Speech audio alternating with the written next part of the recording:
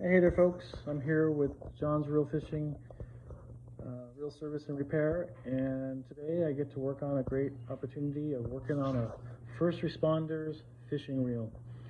So I'm excited to get it ready to go fishing. I will probably do this in a few segments so we can go forward with the service. Thank you, and stay tuned, and any questions about reel service and repair, leave them in the comments. Like and subscribe if you like these videos. I'll get back at you. Well, I guess I can continue for a little bit here. Shakespeare entry level fishing reel. It's a Shakespeare agility, and I will switch the camera around so you can see it. Alrighty folks, I'm back and I got the camera turned around, and I'm going to start this reel service here. You start by taking it apart and cleaning the parts, and then oil and grease to put it back to as you're putting it back together. All right, I got the roller clutch all cleaned out, and I'm going to put her back in. All righty, this reel's coming apart really well, and it's really a surprise. This is like a Grand National car, man. This is got all bearings. I see 3 so far, 2 on the pinion and 1 on the. Sorry, 2 on the ring gear and 1 on the pinion. You got yourself a nice anti-reverse gear. It's just well made. It's a well-made reel. 2 bearings on the pinion, small one and a bigger one, which really, this thing has got some power. For a little reel like this, you'd think it's an entry level, but it's really made well.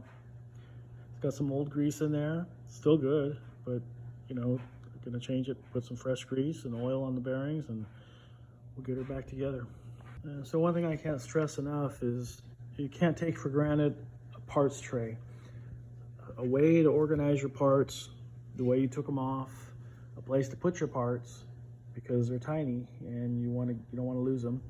But you also, if you put them in groups together, then you know where in the reel they go back easier, and you can not have to spend more time sorting it out. So it's interesting how sometimes I take for granted about a parts tray, and oh yeah, I got this, and then I find myself, you know, measuring all the screws, measuring everything, and okay, this where's, you know, how it goes back. So yeah, and a parts tray can be as simple as a fast food container. I don't know where I got these little petri dishes that kind of are handy. And got the magnetic mechanics tray. So I do a lot of WD-40 to clean things up, and I want to contain the WD-40 in the tray. That's what I'm thinking, because I usually just use cardboard and paper towels, but I'm kind of evolving as I keep doing this. So we're at a parts tray, a mechanics tray now, magnetic. All right, which don't work too good on stainless steel. Okay, thanks. Keep watching if you're interested, and can't wait to get her back serviced and ready to go fishing. Another thing to keep track of is the parts in the reel. There's a little plastic collar there that you want to make sure that goes back in there. So you've got to keep track of parts that may come off that you don't realize are there. So just amazed at how well this reel is made. This reel continues to impress me. There's a bearing behind the oscillation gear. What a well-made machine this is. Amazing. Alrighty, so bearings get oil. So we put a few drops of oil on all the bearings.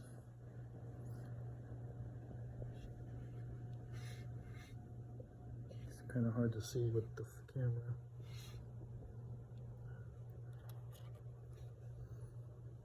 All right, we got them all. And it's important to use reel grease, any kind of fishing reel grease. I'm using Penn Precision reel grease. If you want to use reel grease, you can use any brand as long as it's fishing reel grease. Don't use axle bearing grease or any other kind of grease that's not for fishing. You want fishing reel grease. This reel even has a one-way roller clutch bearing. Just impressive what this reel has in it. just like the Grand National, you know, that sleeper car. What a beautiful reel this is. So these roller clutches, you clean them out with rubbing alcohol or something to get all the grease out of it, because they don't work with grease. They run dry. Grease will make them slip, or they'll stop up and won't turn at all because it can't tolerate the oil between the bearings. That well refinedly made that you just clean them with I use rubbing alcohol and just wipe them clean. Usually use a coffee filter so I don't get any lint. And there we go, amazing little reel. So using a coffee filter, you can see the gunk that I pulled out of this roller clutch. And I'm going to continue with some more coffee filters and rubbing alcohol. All right, I got the roller clutch all cleaned out, and I'm going to put her back in. Well, here we go, folks. I got her together. Love it when a reel comes together. I'm going to put some fishing line on it, and this will be ready to go.